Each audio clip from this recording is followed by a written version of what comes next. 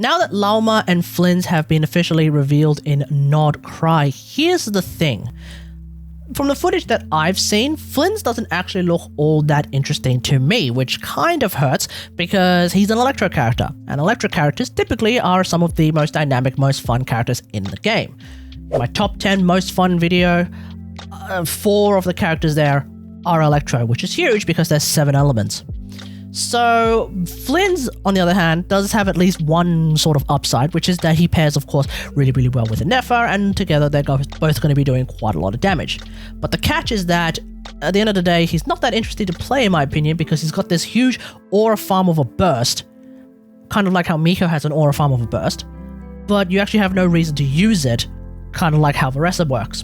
Most of his gameplay seems to revolve around the occasional, like, ground slam special ult, and then you just go back to normal attack spamming.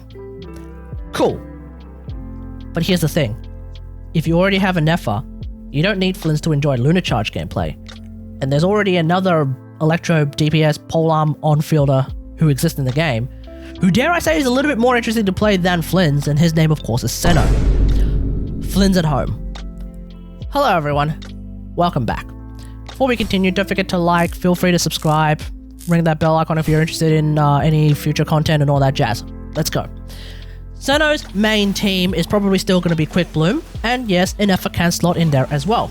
But I do want to focus on Lunar Charged Senno today. He gets to aura farm through his ult by popping on his Jackal mask and then whipping out some claws, and thanks to something like Thundering Fury, he gets to use his special skill once every other second, almost. That's a huge part about what makes Senno fun in general, which is that you're really involved with his gameplay, he's generating a lot of energy, he feels really fluid, and he's really cool in that regard. Flins, on the other hand, is hard-locked to a 6-second cooldown on his special skill, and Thundering Fury actually doesn't work on it. There is an actual stipulation in his skill where the cooldown cannot be affected by other means. That, in my opinion, is super duper cringe. Now, I'll give Flins credit where it's due. His Thunderous Symphony ult is very low cost, and the animations can potentially be something where you may be able to use him with someone like Yansan, for example. I don't know if that works because no leak footage has ever tried that, so we'll just wait until his release for someone crazy enough to actually give that a shot. And obviously, he's going to outdamage Senno in these Lunar Charged comps, 100%. When it comes to like the overall gameplay, I just feel like Senno is going to end up feeling a little bit better. If you're super duper hyped for Flins, because let's say your name is Zyonix, and the moment you saw Flins' ult for the first time, officially, you unofficially burst it yourself, then yeah, you should probably get him. And if you're kind of on the fence about getting him, but you want a strong Lunar Charged DPS and you don't have Ineffa already, and Senno of course, then yeah, you maybe should probably get him. But if you're really umming and ahhing about it, and you already have Senno and Ineffa, yeah, I don't really see a reason to get him myself. Now, when it comes to talking about Lunar Charged Senno, let's talk about the teams that you can play with him. Obviously, Ineffa is non-negotiable in this regard because he's not Flins, so you can't do Lunar Charge without her. For Hydro offfielders, Yolan is still my pick, but Farina, I know, basically anyone else can work depending on your needs. The buff slot is actually rather flexible. Sucrose, I think, is going to be the best overall, but her uptime does have some problems with Senno because Senno tends to last a lot longer on field. That being said, though, here's the thing. I tried on stream C6 Sunny Morning Sucrose, C2R1 Shilladin, and C1R1 Favage Baiju. And with those being the variables in these teams, it seems to me that the Lunar Charge comps, and with the Baiju variant, the high Quick Bloom comp, they end up having very similar DPS. So I guess don't worry too much about who else you bring in the team when it comes to at least these three. Kind of just pick whoever is your favorite and move on from there. Now, when it comes to building Senno, I'm pretty sure the way we've been building him so far should remain the same. So I think Thundering Fury is going to be better off than Gilded Dreams just as a start because it's a lot more fun to play, and apparently it's even more DPS than Gilded Dreams even in those Quick Bloom teams. But that being said though, there is a new Sky's Unveiling artifact set that should be pretty strong on him. You get plus 80 EM, but then on top of that you get either 15 or 30 crit rate depending on your team. You're definitely getting at least 15 because Ineffa's on the team. If you bring Ino, then that's 30. So that could be potentially really good. I'll let the spreadsheet impact players figure out what the DPS difference is and whether or not it's overwhelming or not. Either way though, EM Sand and Crit Hat I think is pretty much the way to go. There is another weird thing that I've noticed, which is that when it comes to your cups, it seems to me that EM cups or Electro cups, you end up resulting in pretty much the same DPS. With the Sucrose variant of the team as my testing, I fought Asimon and I cleared that particular boss pretty much with the same amount of seconds, give or take a few frames. So I guess whichever one has the better substats, go with that. Obviously, you have a bunch of test dummies you could use. Whichever one is your favorite, test against that. When it comes to weapons though, I think his weapon choices are going to be a little bit all over the place. I think Flins' signature is going to be the best in slot instead of stuff with Silent Sands. You've got high base attack, which is not super duper useful, but you also have low crit rate as a direct result of that. That being said though, when you trigger Lunar Charged, you get plus 28% crit damage for 6 seconds, which is actually pretty huge for Senno in these teams.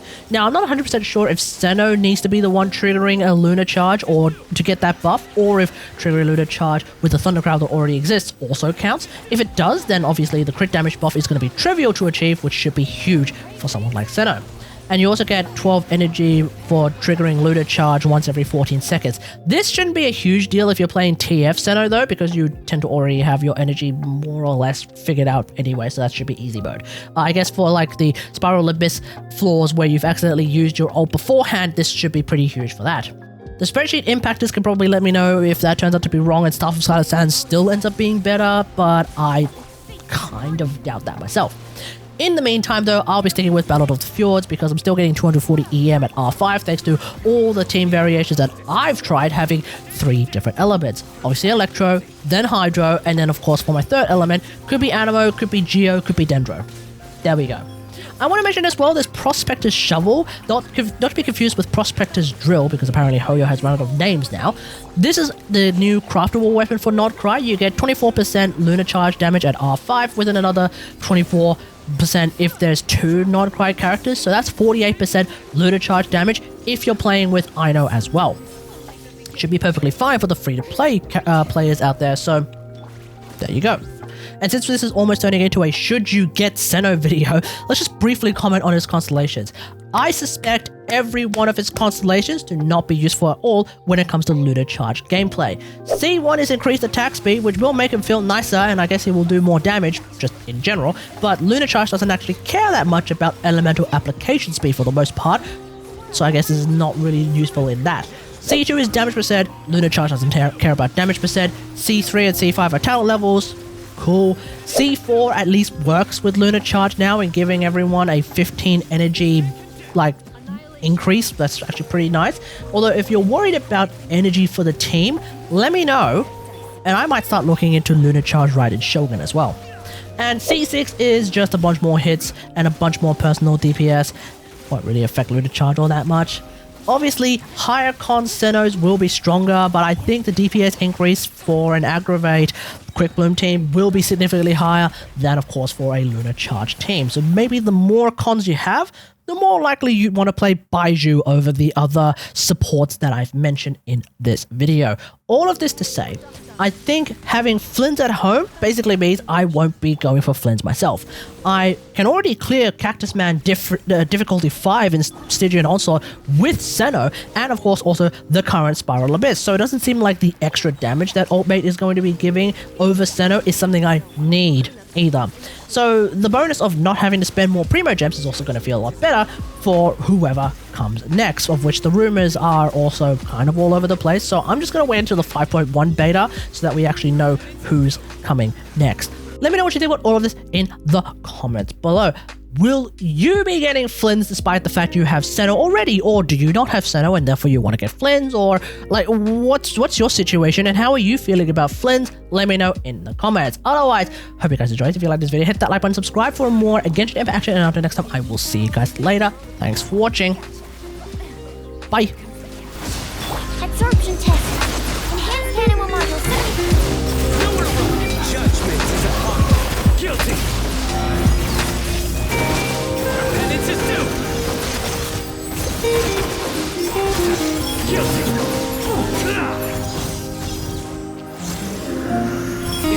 condemned!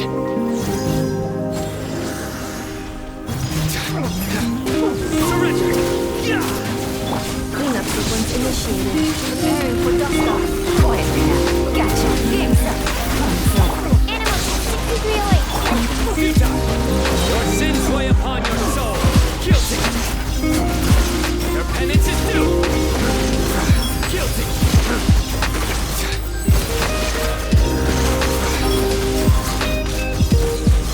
Your penance is... Defensive mode engaged. Ultimatum protocol. Busted. Quietly now. Here comes the catch. Stay clear. Animal hypostasis emulation. Judgment is upon you. Guilty! Shit! Annihilation mode. Busted. Game's up. Game's over. Absorption test. Nowhere to run! Your sins weigh upon your soul. You stay condemned!